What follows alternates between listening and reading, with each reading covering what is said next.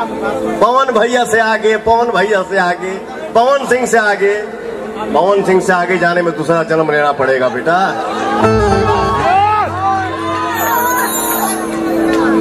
झमकौला से हुई।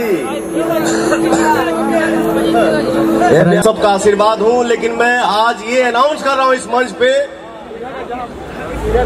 जो आप लोगों ने भी कल्पना नहीं किया होगा उसको भी नचाऊंगा भोजपुरी में।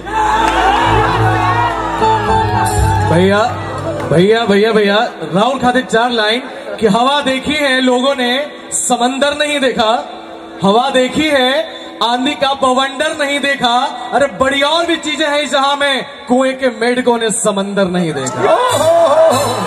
तो आप समंदर है। हमने अपने माँ बाप से, बाबा से, दादा से यही सीखा है, यही सुना है। बाबू आप लोगन के भी हम बता दी, आम जब फल देला ना झुक जाता है। क्या बात है, मजा आ गया। आम जब फल देता है तो झुक जाता है, वो कभी नहीं बोलेगा कि मैं बड़ा हूं, वो ऐसे हो जाएगी। लेकिन गड़हा में ऋण जौन होला ना, ऋण का काला तो नहीं देने रे, ऋण काला होलारी में धान के जला दिया ना, एक डढ़िया में 10 को फरी ऐसे हो जाए।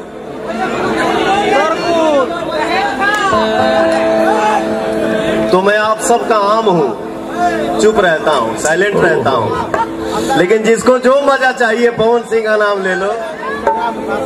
सही बोले हैं सर। सर एक रिक्वेस्ट, चुप रहता हूँ।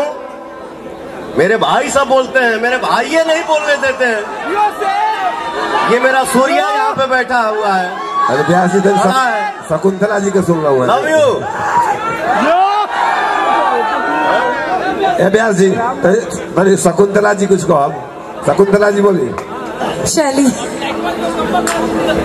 एक बार थोड़ा सा छुट्टी काट दीजिए, थोड़ा सा।